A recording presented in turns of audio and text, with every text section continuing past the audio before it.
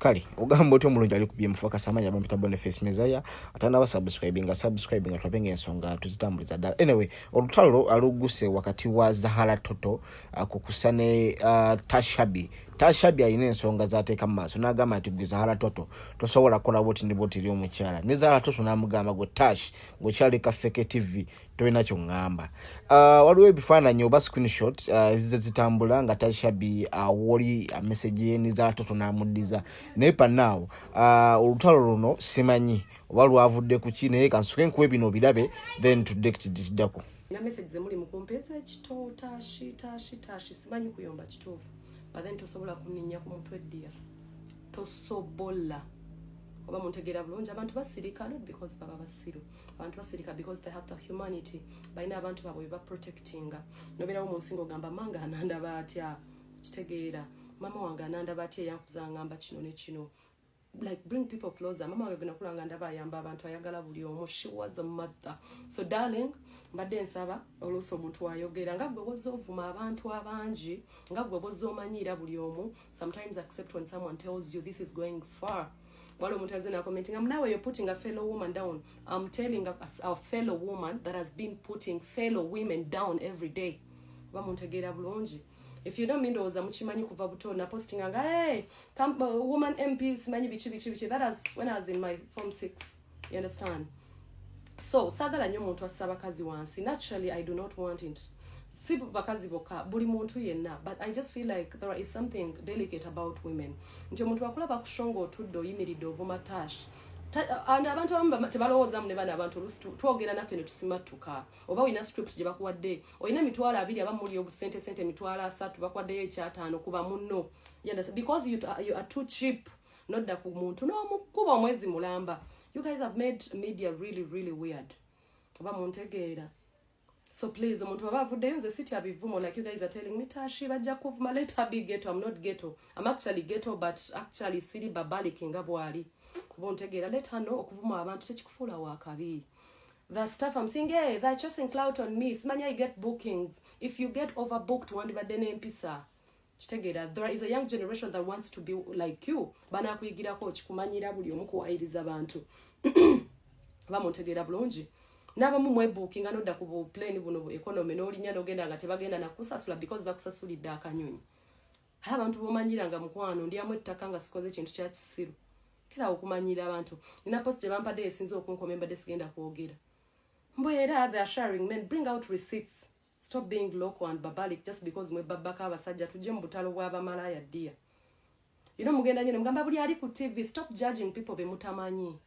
Those are just jobs omuntu okola naye we bana kuzibwa businjo omukazi gwe mmanyi gwe sagala kuswaza. There are stuff I won't do that you do. Katoina kyogenda kunteekako. Let it be at campus start dating. In school, no one saw me dating. Because I used to respect myself enough to know that I deserve better. So do you think I'm going to actually throw it down now? Lekerao, okutaninga bakazi ba noansi. Women are delicate. Omononera future. Banji. Ntibuli muntu ajja tukalooza ibambi nenga ate. Woba wadde omuntu oyo obudde. Okitegeera ojja kutegeera. Who those people are. Basajja banji bemukubye. Okitegeera ensi ne batya ne bagamba bananga bo tebatukikako. But there is no one that doesn't change. Buli muntu yetaga chance to change like you. Give it a chance to change. Nga toze mu kuvuma byo badowooza musime bawoza agenda kuvuma banza agenda kunvuma ensi kyetamanyi. You stop okuvuma abantu okuzza abantu wansi. You people are depressed, imposing a depression on everyone. Some of us are healed. Ntinemba mfunye ebizibu siragansi sijja kuchawa abandi kumpi. I would rather heal aine siba imposing akonna kuyanga tene sigala ngambagala. What we are going to be also putting a fellow woman down. A fellow woman that puts women down. Muntu omugu ati afukidde buli muntu ekizibu. You stop. Toyina kyogenda kunjogera ko dia onayogera coach.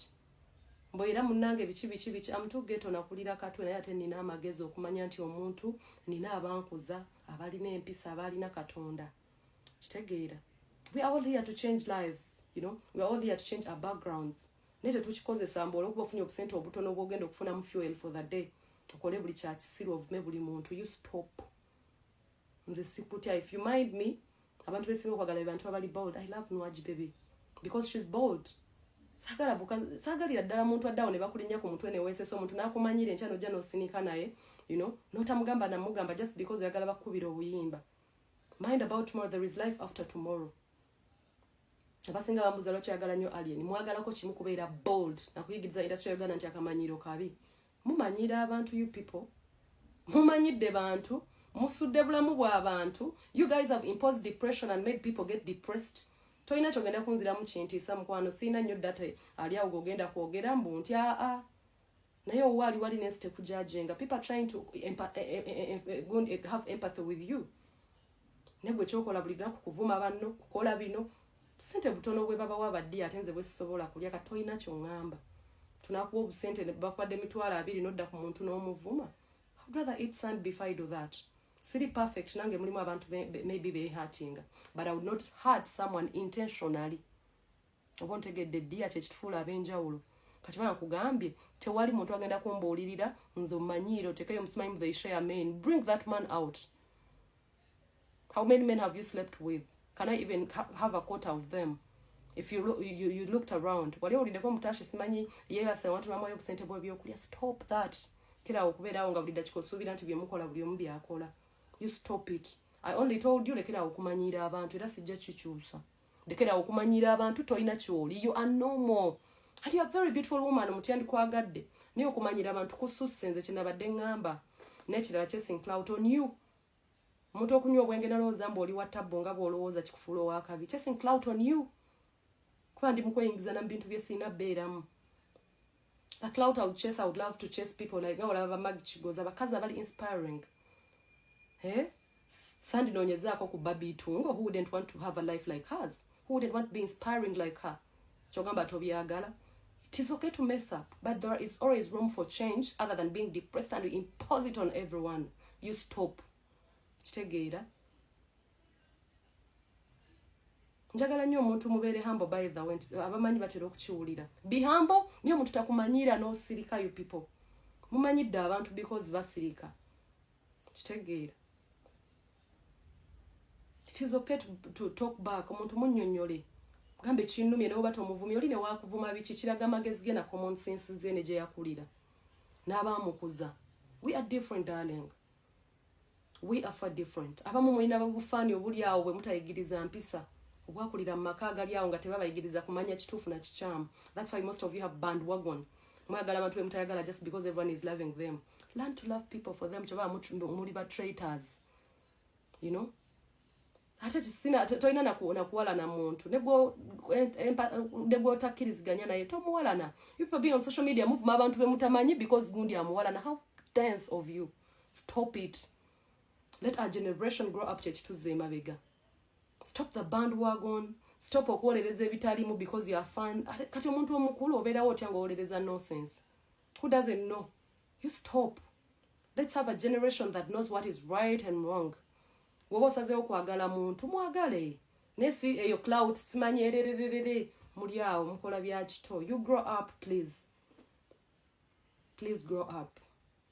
Njagala nnyo abantu nnyo era lyagambye mukati gwe tugambe mbu olina empisa nnyo sina mpisa nnyo nga bwe mulowooza kwa singa nzirina sandizze wano nanditidde nzirina nezirina ekkomo moso to disrespect moso when I need to speak up I do really speak up boldly. That's how mama raised me. I'm proud of her. Empisa nina nnyingi nnyo n'olusoyinza olowooza ndifala sitegeera but you do not cross me never in life. So be someone who can speak up. Mulekera okubeera nga abantu batomentinga just because otya batebajazanya nyimba zo. Let people play your songs nga bakwagala. Let people love you for you. Stop the pretense. Mumanyiddwa nnyo nga musirika, mumanyiddwa nnyo nga muli awo muli batse kibotte na kibotte. Stop. Sometimes you need to speak up. Never to stoop in zero to the extent of someone who is so barbaric nti mugenda kwevuma. Ne message ebeeyiseewo. Let people know that you had disrespect. Tori mukuza abaana nga sometimes omwana alina empisa nze nakuziba nina empisa by the way dear. Naye I speak up and I thank my mother for that. Nze ne gye nakulira buli omu amanyi maama wange. You know?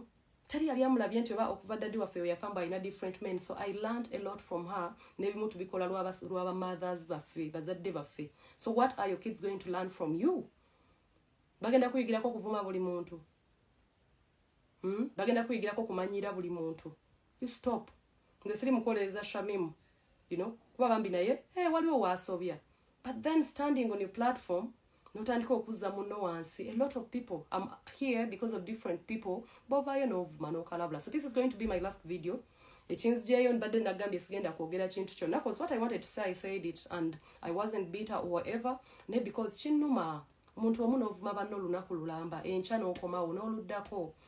It can happen once in a while. We all get out of, control. Asa no communicate n'omuntu nga tomuvumye, you guys. Nabiko kaposta mbu, can I tell you the men they share? Nyowe mara obsinje. Get serious. I cannot stoop low to your level. And even if I did, since I'm human, situka ku level yo. Please change. Low. If you know me, you would know. Ninamukwano gwange right now ye Osimu Yenga. You understand? He knew me kuva butonga mugamba njagala kuyingira majje kulwanira dembe ly'abantu. So you wouldn't expect me because in the kati yake ekisiru until you will manipulate me and make me a fool like you are. Tell that bitch, I'm not a bitch, I will never be. Ate waba yogede ku bantu by'ekisiru nkiterekedde banga. So maybe this was the right time for me to come up and speak up. Amanyire abetunda naye. Tashi katono nnyo because you've always been this kind of a person ayagala olwanirira eddembe ly'abantu and you just wabadde owuliramu ggwe muli nti this was the opportune time okuba nti yamanyidde Zubeida banji bamanyidde going on in Uganda. That was the epitome of it. Show eno ng'otegeera ekigenda maaso so tandikirawo si Zubeida. Okay, nanti kyendi mu kugamba nti ebyazakola from behind. This was the epitome of it okubanga kino kye kyasinze okujjayo because she was putting a woman down. Wait a minute. But don't you think that you're going so hard on her to call a fellow woman a bitch or malaya? Bameka bayise bitch. Bameka. No. Don't you think Linda ko muganda wange? Linda ko muganda wange. Mbadde njagala Linda ko muganda wange ombuzize ekibuzo ndi mukuddamu. I love it. Ask me, I reply. Bantu bameka bayise ba bitches mu Uganda. Yayimirirako nagamba mbu nkola interior because inoonya basajja. But nze nina director wafe akola ne ku Bulange. You understand? Madam Letitia. Nze nasoma nkimanyi ne ku live eno kuyinza obbaako omuntu amanyi. Nava mu secondary school. I had never dated. I was the head girl of the school kuva mu senior 2, not because I was stupid, because everyone knew Tashi a focused woman. You understand? But because I'm on TV with you and stupidly you think I would actually stoop low as you are, nja kubanga nzaala abaana mbasiru abenjawulo. Wemba kikoze God forbid buli omu asobya nga we namugambye she is depressed yakola ensobi atoninge down take a coffee na. You understand? Wemba nkoze ensobi zange mu future, it will depend on me okwetonda oba okukyusaamu. Yakola ensobi ze yakola, so akkiriza nti yazikola afuuke omukyala afune n'omusajja jjo mukkiriza nazo. So tafuula buli mukazi mu Uganda nti muntu mubi. Tafuula buli musajja mu Uganda nti user. Ngamba nnyo most of my friends, I know someone might know me here. Woba nali njogeddeko nawe nkugamba nnyo. There are good people out there. Sometimes people believe buli muntu mubi because you are bad. Abantu abalogo bakkiriza nti buli muntu mulogo, omuntu omubi akkiriza nti buli muntu mubi. Ne buli wobeera omuntu omulungi okkiriza there are good people just like you out there. Oba muntegeera bulungi. Mulekerawo okulowooza nti because oli bitter, because oyagala buli muntu abeere muntu mubi nti buli muntu ajja beera omubi. There are good people, There are people that are actually accepting second chances in their lives. So saagalira ddala musege kumanyira. If you know me, you understand? Nga wenchogerera nkiddamu. Saagala kamanyiro nsirika nnyo naye amanyidde abantu ekimala. Let her keep quiet and shut up. That's all sikiddamu. Yes, ma'am. Period. Yagambye mbu someone commented on her post nagamba nti Tash awolereza Diana kuba wamuvuma nnyo. Nigga came up and said Tash ne Diana basharinga abasajja nevayo ne mugamba bitch come out with receipts.